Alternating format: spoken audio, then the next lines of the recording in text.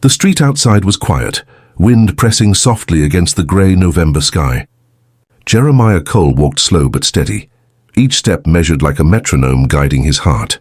His cane tapped rhythmically against the concrete, tap, pause, tap, as if the earth itself were listening. The neighborhood, built with his own hands years ago, had aged like him. Creaking fences, chipped paint, life moving on while he stood still. He didn't look back at the house. There was nothing there for him now, only echoes of a son who had mistaken kindness for weakness. The phone in his coat pocket was still warm from the call he'd made moments earlier. The sound of that single phrase, "It's time," still hummed faintly in his mind. He stopped at the corner where the sidewalk met a cracked asphalt road and turned his gaze toward the horizon. The air carried the faint metallic taste of rain coming, though the sky hadn't yet broken. Somewhere far off, the low wail of a siren drifted in and out of the wind, not urgent yet, but closing in. Jeremiah pulled his coat tighter and kept walking. The old apartment building at the edge of the block came into view, brick faded, windows smudged with history. The front door groaned as he pushed it open. Inside, warmth wrapped around him. The air smelled of old wood polish and peppermint.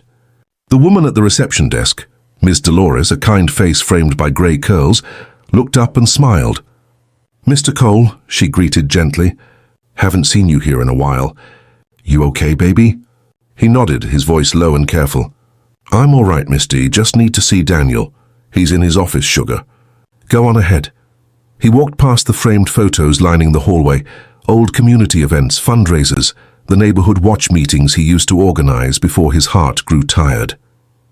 He had been the kind of man people came to for advice, not pity. But lately, people only saw the cane, not the man. The office door was slightly ajar. Daniel Brooks, a lawyer in his 40s with a tired face but kind eyes, looked up from a stack of papers. "Jeremiah, you came. Told you I would." Jeremiah closed the door behind him. He removed his hat, setting it on the edge of the desk, and sat slowly, the chair creaking under his careful weight. Daniel leaned forward. "You sure you want to go through with this? You know what it means once we file." Jeremiah's eyes met his, steady and unreadable. "He crossed a line today, Daniel. Threw my medicine on the floor. Told me I was pretending." Daniel sighed, rubbing the bridge of his nose. "I know that boy's been ungrateful, but this is heavy." "So was raising him," Jeremiah said, quiet but firm. "Heavy don't scare me none." He reached into his coat and took out a small folder, crisp, worn at the edges, bound with a rubber band. Inside were deeds, contracts, and something older than both men in the room. Trust built over years, now repurposed into consequence. Daniel untied the band and spread the papers across his desk. "So this confirms it. The house, the land, the insurance, all still under your name." "He never actually owned any of it." "Never did," Jeremiah said. "I let him think he did." "That was my mistake." Daniel looked up, surprised. "You mean all this time?" "He'd been talking to people like he's the man of the house, signing fake checks, borrowing against something that was never his. I warned him once." He laughed. "Thought an old man didn't know how papers work." Jeremiah's voice stayed calm, but something in his eyes flickered. Not anger, just the quiet ache of disappointment that cuts deeper than rage. "When I called you last month," he continued, "I told you to get everything in order. That was me hoping I'd never have to use it. But he decided today's the day." Daniel leaned back, exhaling. "And you're sure you want law enforcement involved?" Jeremiah folded his hands together, staring at the faint tremor in his fingers. "He stole from me, Daniel. Not money. Respect. He needs to understand what happens when you take something that ain't yours. 40 minutes should do it." "40 minutes?" Daniel repeated. "That's how long they'll take to get there once you send the files." Daniel hesitated, not because he disagreed, but because he respected the weight of what was about to happen. Then silently he opened his laptop, attached the scanned documents, and began to type. Jeremiah watched him in silence. The steady clicking of keys filled the small office, like rain tapping a window, rhythmic and deliberate. Each keystroke was another nail sealing Marcus's illusion shut. Daniel finally looked up.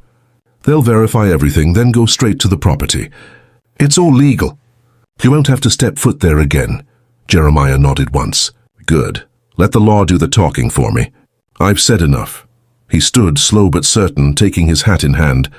Daniel rose too, hesitant, searching for something comforting to say, but finding nothing that didn't sound hollow. "You're a better man than me, Jeremiah. Most fathers would have disowned him long ago." Jeremiah paused at the door. "I already did. Just never said it out loud." As he stepped back into the hallway, the clock on the wall ticked to 4:07 p.m. Outside, the first drops of rain began to fall, gentle at first, then steady, painting the window panes grey. He pulled his coat tighter and walked back into the storm. His face remained calm, but his eyes carried 1,000 storms worth of silence. The world thought silence was weakness. Marcus certainly did. But Jeremiah knew silence was the sharpest tool a man could wield. Across town, Marcus sat in the living room, sprawled on the couch with the TV volume high. The echo of his father's footsteps had long faded, but the quiet that followed made the house feel unfamiliar. Too still, too empty. He picked up his phone and scrolled through social media, trying to drown out the unease gnawing at him. His reflection in the black screen stared back, eyes bloodshot from pride, not pain. The sound of a car pulling up outside broke his focus. He frowned, muting the TV. Another sound followed, not one car but two. Doors slammed. Voices murmured outside. He walked to the window and peered through the blinds. Blue lights flashed against the rain-slicked driveway. Marcus's stomach tightened. What the hell? A knock thundered against the front door. Not a polite one. Another followed harder. "Police department!" "Open up!" Marcus froze. His mind spun in circles, trying to recall every mistake, every corner he'd cut, every debt he'd hidden. He thought of his father's last words. "You got a long 40 minutes ahead of you." The clock on the wall ticked 4:47 p.m. Jeremiah, miles away, stopped beneath a flickering streetlight, the rain softening his coat. He closed his eyes, listening to the distant hum of sirens growing louder. He didn't smile. He didn't frown. He just breathed, the quiet breath of a man who had waited too long for peace and finally found it in justice. The rain fell harder. The light above him blinked out. The knock came again, louder this time, booming through the hall like thunder. "Police department!" "Open the door!" Marcus froze in the middle of the living room, heart pounding in uneven bursts. The TV screen reflected his stunned face, the blue and red lights flickering across his skin. He swallowed hard, glancing toward the door as if it might disappear if he stayed still long enough. Outside, rain poured in sheets now, blurring the outlines of the squad cars parked across the driveway. Neighbors peeked through curtains, whispering in shadows. The whole street had gone still, the kind of stillness that only arrives before truth breaks something wide open. Marcus's throat tightened. "What the hell is this?" he whispered to himself. He took a step toward the door, then stopped. For the first time in his adult life, he felt small inside his own home. A house he thought he owned, walls he thought were his to command. The knocking came again. "Mr. Marcus Cole, this is the Atlanta Police Department. We have a warrant to enter the premises if you don't comply." His stomach dropped. "A warrant? For what?" He yanked the door open. Two officers stood under the porch light, rain running down their hats and onto their dark uniforms. One held a clipboard encased in plastic. The other kept a steady hand on his belt, not threatening, just trained. "Marcus Cole?" "Yeah," he said, trying to sound confident. "What's this about?" The first officer handed him the clipboard. "Court-issued order regarding property and financial fraud. You've been listed as the illegal occupant of this residence pending investigation." Marcus's eyes darted across the document. The words blurred together. Fraud, unauthorized transaction, forged signature, property seizure. His fingers trembled. "This can't be right," he muttered. "This house is mine. My father gave it to me." The officer looked at him evenly. "Sir, records show ownership never transferred. Everything remains under Jeremiah Cole. There's evidence of falsified signatures and misappropriated funds under your name. You'll need to come with us for questioning." Marcus's chest tightened. His voice broke through panic. No, my dad's lying." He said. He stopped mid-sentence, realization crawling across his face like a shadow. His father's words replayed in his head, clear now, merciless. "You got a long 40 minutes ahead of you." His breath stuttered. "He did this." The second officer stepped forward. "Sir, we can do this easy or hard." "You choose." Marcus backed away, his pride slipping faster than his composure. His hand brushed the wall, knocking down a framed photo, the one of him as a child sitting on his father's lap. It shattered against the floor. The sound splintered through the room like truth cutting through years of lies. For a second, time stopped.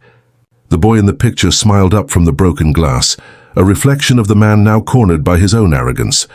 Marcus's voice softened, trembling. He called the cops on his own son, the officer replied quietly. He called the law, not the cops. Marcus didn't resist as they cuffed him. His movements were slow, dazed, like he couldn't quite believe gravity had finally come for him. They led him out into the rain. The water fell heavy, soaking through his clothes in seconds. The air smelled of wet earth and shame. The red-blue light strobed across his face, washing him in guilt. Across the street, Miss Dolores from the corner store stood under her umbrella, whispering to another neighbor. That old man tried his best to raise him right, she said softly. And look what the boy done turned into. The patrol car door closed. Metal clicked. The rain muffled everything. Meanwhile, Jeremiah Cole sat in a small diner 3 blocks away. The diner was old. Linoleum floors, faded red booths, the kind of place where time stopped caring what decade it was. A half-eaten plate of cornbread and black coffee sat before him. He wasn't hungry. He was waiting. Through the window, he watched the rain stream down in long silver streaks, distorting the world outside into something half real, half memory. His cane rested beside him, silent witness to another long chapter ending. The waitress, a woman with kind eyes and tired hands, refilled his cup. You out in this weather, Mr. Cole? Should be home resting. He gave her a faint smile. Sometimes rest don't come easy. Sometimes you gotta earn it first. She nodded, not asking what he meant. She'd seen that look before. The look of a man who'd carried too much weight for too long and finally decided to set it down. The bell above the diner door jingled as someone entered, shaking off an umbrella. Daniel Brooks walked in, rain dripping from his coat. He spotted Jeremiah immediately and joined him at the booth. It's done, Daniel said. They've got him in custody. Everything went through clean. You won't have to go near the house again. Jeremiah nodded, eyes still on the rain. 40 minutes. 42 to be exact. He chuckled softly, not out of joy, but completion. The kind of quiet satisfaction that comes when the world finally balances itself, even just for a moment. Man built his whole life on the house I built with my hands, Jeremiah said. Thought he owned it because I let him believe it. Guess I taught him wrong. Daniel sipped his coffee. You taught him patience. He just never learned it. Jeremiah looked at him, eyes dark but steady. Patience don't work on a man who think time owe him something. Silence hung between them. Outside, the storm eased, leaving behind a slow drizzle that blurred the lights of the police cars still flashing down the street. What'll you do now? Daniel asked. Jeremiah leaned back, the chair creaking under his weight. His gaze softened, tired but alive. Go home. The one I still got left. You mean my piece, Jeremiah said simply. Ain't no walls needed for that. He reached for his hat, placed it on his head and slid out of the booth. The rain had thinned into mist, hanging low over the streets. As he stepped outside, he glanced toward the faint reflection of blue lights flickering across wet pavement. Not in triumph, not in vengeance, but in recognition. Justice wasn't loud. It didn't shout or boast. It simply arrived right on time. Jeremiah tipped his hat against the rain and walked into the evening, his cane tapping steady against the sidewalk. Somewhere behind him, in the distance, Marcus shouted his father's name from the back of the patrol car. But the rain carried it away, dissolving the sound before it reached his ears. Jeremiah didn't turn back. He'd heard enough. The rain didn't stop that night. It only softened, settling into a gentle, constant whisper against the pavement. The police cars were gone. The neighborhood had gone quiet. And the house that once belonged to pride now sat empty under the weight of its own silence. Inside the diner, the last of the customers had left. Only the sound of plates clinking faintly in the kitchen lingered. Jeremiah Cole sat alone in the far booth, his coat draped across the seat beside him, steam curling from his untouched coffee. He wasn't waiting for anything anymore. Not really. The world had finally caught up with the choices his son made. But peace, he realized, didn't rush in with justice. It came slow, cautious, like the dawn after too many sleepless nights. The door jingled open. Daniel Brooks walked in again, now without his coat, his suit still damp from the storm. He carried a brown envelope under his arm. "So you're still here," Daniel said softly. "Whole bones don't move fast," Jeremiah replied. Daniel slid into the seat across from him and placed the envelope on the table. "This just came through." The bank froze Marcus's accounts. All pending loans, car titles, credit cards. Everything tied to your name is being cleared. They found out he's been using your old signatures to keep up his lifestyle. Jeremiah nodded, face unreadable. "He'd been signing my name for years, I knew it. I just wanted to see how far he'd take it." Daniel frowned. "Why'd you wait so long to act?" The old man's eyes shifted toward the diner window. Beyond it, the night lights blurred through rain into long streaks of golden blue. "You ever raise a boy, Daniel?" "No." "Then you don't know what it's like to see your own reflection growing up and realize one day he stopped seeing you as a man, started seeing you as a mirror I didn't like." He took a slow sip of his coffee. The bitterness grounded him. "When his mama passed, that boy lost something I couldn't replace. Thought money, comfort, and this house would fill the hole. But pride don't fix emptiness. It just decorates it." Daniel leaned back, studying him. "And now? Now he's going to have to learn what real sickness feels like. Not the kind you fake, but the kind that comes from seeing your own mistakes up close." He paused, letting the words breathe. "I didn't call the police to hurt him, Daniel. I called them so he'd finally stop hurting himself." The lawyer nodded slowly, understanding what most wouldn't. The old man wasn't vengeful. He was tired. Tired of carrying the guilt of letting his son believe he could keep crossing lines without consequence. Jeremiah looked down at his trembling hands. "My body been failing me for years. But that boy, his soul's what's sick. Maybe now he'll get treated for that." A soft rumble of thunder rolled through the distance. Daniel slid the envelope toward him. "Everything's yours again, officially. The deed, the accounts, the pension. You can sell it, rent it, burn it, whatever you want. It's all clear." Jeremiah pushed it back gently. "You keep it safe for now." "I ain't going back there." "You sure? Ain't nothing there for me but walls that forgot who built 'em." The conversation faded into silence. The clock above the counter ticked past midnight. After a long pause, Jeremiah stood, slipped on his coat and reached for his cane. His legs wavered slightly, but the steadiness in his eyes never faltered. "You heading somewhere?" Daniel asked. "Yeah," Jeremiah said, buttoning the top of his coat. "Home. Thought you said you weren't going back." The old man gave a faint, almost imperceptible smile. "Not that one." He left the diner and stepped into the cool night. The rain had turned to mist, a fine silver haze wrapping the streetlights in halos. He walked past rows of houses sleeping in quiet order, their windows glowing faintly like the eyes of forgotten memories. Across town, Marcus sat alone in the holding cell of the Atlanta police precinct, drenched, shivering, his hands cuffed loosely in front of him. The fluorescent light above buzzed faintly, the hum echoing in the concrete room. He stared at the floor, the small puddles where rainwater dripped from his jacket, forming irregular shapes that looked almost like maps. The officer on duty had told him he could make one phone call. He hadn't yet. Who would he call? His friends? None of them would answer at this hour, not for something like this. He pressed his palms to his face, groaning softly. "Man, I didn't mean for it to go this far." His voice was barely audible. The sound bounced off the walls and came back empty. He thought about the way his father had looked at him, not angry, not even disappointed anymore, just done. That look hit harder than the flashing lights, harder than the cuffs, harder than the cold floor beneath his shoes.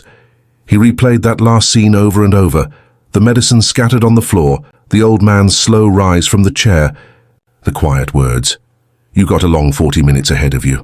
Now in the silence of his cell, those 40 minutes stretched into eternity. He leaned his head back against the wall, closing his eyes. Memories crept in uninvited. The smell of his father's workshop, the sound of a hammer striking wood, his mother's laughter echoing through the kitchen. He had loved that house once. He had loved that man once. But somewhere between ambition and resentment, he had convinced himself love was weakness and pride was power. Now, both were gone. Jeremiah walked until the sky began to pale. The rain had stopped completely, leaving the world washed clean and glistening. He reached the small church at the edge of town, a place he hadn't visited since his wife's funeral. The doors were unlocked as they always were. He stepped inside quietly, his cane tapping against the wooden floorboards. The air was cool, carrying the faint scent of old candles and time. He sat in the last pew, head bowed, hands clasped loosely around the handle of his cane. No prayers came to his lips. He'd said enough prayers for both of them over the years. He just sat there, letting the silence hold him. After a long time, he spoke softly into the empty air. "Lord, I ain't asking you to punish him. Just teach him what I couldn't." His voice cracked slightly. "Teach him that silence ain't weakness, that pride don't build, it burns, and that a man's dignity, once thrown away, don't come back easy." The church remained still. Only the flicker of one candle answered him, the last one burning near the altar. Jeremiah took a slow breath, eyes closing. For the first time in years, the ache in his chest didn't feel like sickness. It felt like peace. Outside, dawn broke and grey and quiet. The kind of morning that doesn't promise much. Only the truth of another day, and somewhere, in a cold police cell, Marcus opened his eyes to that same light, realizing that the man he'd thrown away had never once stopped teaching him, even in silence. The morning after his arrest smelled like bleach and cold metal. The jail cell's small window let in a thin line of sunlight that cut across Marcus's face, too sharp to ignore. He'd been awake all night, sitting on the edge of the narrow bench, hands clasped, mind spinning like a storm with nowhere to land. Every sound in the building felt amplified. The rattling of keys, the murmur of officers switching shifts, the slow hum of an old ventilation fan. There was no place to hide from his thoughts here. No screen, no bottle, no lie convincing him he was still in control. He kept hearing the words over and over. "Stop pretending to be sick, old man." They used to sound powerful when he said them. Now they just sounded small. A guard approached the bars holding a clipboard. "Marcus Cole?" "Yeah. You're getting released." "Charges dropped. Someone signed for you." Marcus frowned. "Who?" The guard shrugged. "Didn't say. Just left a signature and told us to let you go." "You're free to leave." Confused, Marcus stood. His clothes were still damp from the night before. He followed the guard through the corridor, out into the lobby, blinking against the sudden daylight. On the bench outside the precinct, a small paper bag sat beside a folded coat. Inside the bag were his wallet, his phone, and his keys. The coat, old familiar grey wool, had a small tear near the sleeve. His father's coat. Marcus froze. The air left his chest. Pinned to the collar was a note, handwritten in his father's slow, deliberate penmanship. "A man's lessons don't end when he walks out. They begin when he's finally alone enough to listen." J.C. Marcus sat there for a long time, staring at the note, fingers trembling. He pressed it to his forehead, fighting the sting in his eyes. He called a cab. The driver didn't speak. Marcus didn't either. The whole city seemed quieter than usual. Cars moved like ghosts. People passed like shadows. When they stopped at the intersection near the diner, Marcus saw it through the window. Jeremiah sitting inside by himself, head bowed, a coffee cooling in front of him. The old man looked peaceful. Not triumphant, not cold, and just at rest. Marcus didn't tell the driver to stop. He just watched, as if afraid that saying anything might shatter the fragile thread still connecting them. When he reached the house, it felt foreign. The yard was scattered with wet leaves, the porch light still on from the night before. The door creaked when he opened it, and the air inside carried that old scent of wood polish and fading perfume. His mother's scent, still clinging to the walls after all these years. He walked through the hallway, each step echoing against the emptiness. His father's chair sat by the window, the one he'd called his spot. The pill bottle lay on the floor where it had landed last night, 1 or 2 white tablets crushed into powder against the hardwood. Marcus knelt down and gathered them, one by one, his hands shaking. His chest tightened. Shame came not like a wave, but a slow flood, creeping higher until it drowned him. He whispered under his breath, "I didn't mean it, Pop. His voice broke. "I just thought you were lying again. Like you always did when you didn't want to admit you were tired." He sat there for a long time, holding the bottle in both hands like it was a fragile relic from a life he'd destroyed. Then finally he stood and went to the kitchen. The table was empty, except for a small photograph lying in the center. It was face down. He turned it over. It was him and his father taken years ago, a young Marcus standing next to Jeremiah, both covered in sawdust from the carpentry shop, grinning at the camera. Behind them, a half-built porch swing hung crooked from its chains. The memory hit him so hard it almost knocked him back. He could still hear his father's voice. "Don't rush the work, son." Wood remembers pressure, and he had rushed it. Not just the swing, life, family, respect. All of it. Marcus sat at the table and stared at the photo until his vision blurred. Then he took out his phone. There were no new messages. He scrolled through the contact list and stopped at Pops. His thumb hovered over the call button for a long, trembling moment, then fell away. He didn't deserve to call him. Not yet. That evening the sun set in streaks of copper and blue. Jeremiah returned to his small rented room near the church. The radio played softly, an old blues tune drifting through the thin walls. He sat on the edge of the bed, folding his coat neatly beside him. His phone buzzed. A message. Unknown number. "Pop, it's me. I saw your note. I just wanted to say I'm sorry. You were right. About everything. I'll fix it. I don't know how yet, but I'll fix it." Jeremiah stared at the screen for a long time. His thumb hovered above the keyboard. But instead of replying, he set the phone down and looked toward the small window, where the last light of day glowed faintly through the rain-streaked glass. He whispered to himself, let him sit in the quiet a while. That's where men start rebuilding. He leaned back, exhaled, and let his eyes close. Meanwhile, Marcus spent the night repairing the porch swing. It had been hanging unevenly since he was 15. He sanded the old wood, replaced the bolts, adjusted the chains. It wasn't perfect, but by dawn it held firm again. When he sat on it, it creaked under his weight, steady and patient. The same swing where his father used to sit on humid nights, saying nothing, just rocking slow. Watching the world go by, Marcus stayed there till morning, holding that same silence, not as punishment this time, but as a kind of prayer. Back in town, Jeremiah woke early and walked to the same diner. Daniel was already there, waiting with 2 coffees. "He's out," Daniel said, sliding 1 cup across the table. "I know. He saw you last night." Jeremiah nodded, a faint smile tugging at the corner of his mouth. "Good. You think he'll change?" Daniel asked. The old man stirred his coffee slowly, the spoon tapping softly against the ceramic. "I don't know," he said finally. "But he's finally quiet. And that's a start." He looked out the window as the first bus of the day rolled past. Some men gotta lose everything to remember what they had. The camera of life, if it were filming him, would linger on that expression, weary yet resolute. An old man who had stopped needing to be understood. The silence wasn't empty anymore. It was full, of lessons, of pain, of something sacred that words could no longer carry. Morning came soft and silver. The kind of quiet morning where the air felt almost heavy with meaning, as if the world itself had paused to listen.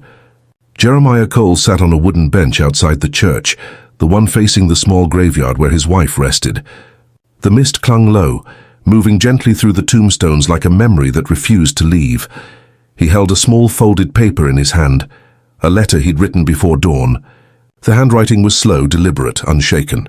Every word carried the patience of a man who'd spent his entire life learning that truth needs no audience. He looked out across the field, his breath visible in the cold. A long time passed before he spoke, his voice breaking the stillness with a tone soft enough to blend into the wind. "You'd be proud of him, Ruth," he smiled faintly. "He's lost. But maybe that's where the Lord needed him to start." He set the letter down at the foot of her headstone, pressing it gently beneath a small river stone. Then he stood, adjusted his coat, and began walking toward the bus stop at the edge of the road. Across town, Marcus woke to the sound of birds, a sound he hadn't really heard in years. He was still sitting on the porch swing, one arm hanging loosely at his side, the other clutching his father's old coat around him. The morning sun touched his face with pale gold. For the first time, the house didn't feel like a prize. It felt like a burden.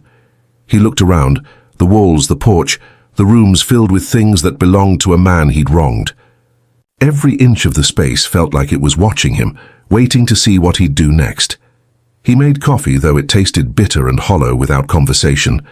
Then, in the middle of his empty kitchen, he said out loud, "Pop, I'm done pretending." The silence that followed wasn't cruel. It was honest. He spent the rest of the morning cleaning, sweeping the floors, dusting the furniture, washing the dishes that had sat too long in the sink. Each movement was slow, methodical, like an act of repentance. When he finished, he found himself back in his father's chair by the window. He sat in it carefully, unsure if he had the right. His hand brushed against the armrest, smooth from years of use.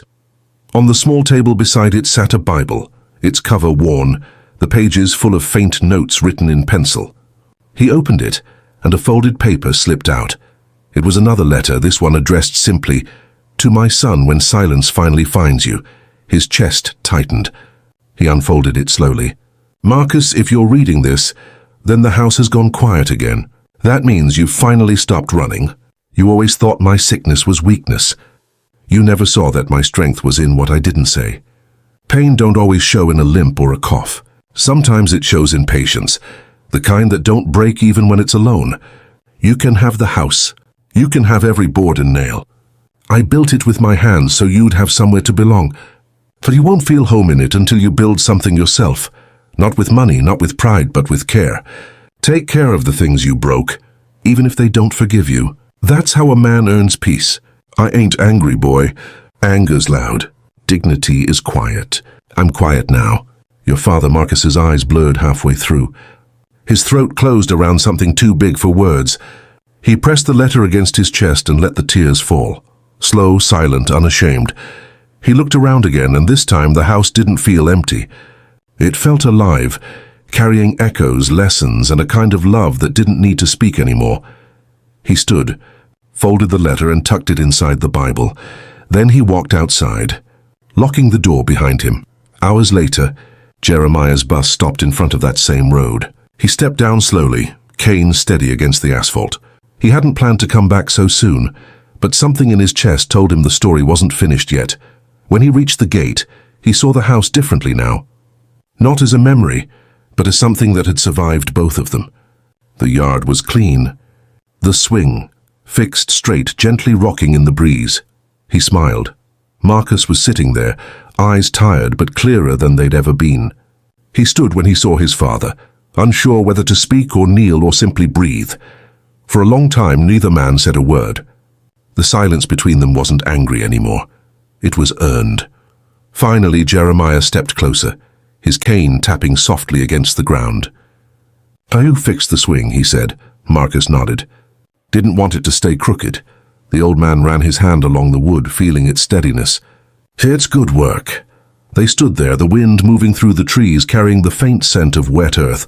Marcus swallowed hard. "Pop, I read your letter." "Good. I'm sorry." Jeremiah looked up at him, not with pity, not even forgiveness. Just truth. "Don't say sorry. Live it," Marcus nodded, tears gathering again. "You coming back?" Jeremiah looked toward the road, the sky breaking open with morning light. "Maybe someday, but not today." He reached out, resting a hand briefly on his son's shoulder, firm, gentle, final. "Keep it standing, boy. Don't let this house forget who built it." Then he turned and walked down the road. His figure grew smaller with each step, swallowed by sunlight and distance. Marcus stood there long after he was gone, watching, holding his breath. The swing creaked softly beside him, moving on its own, slow, steady, alive.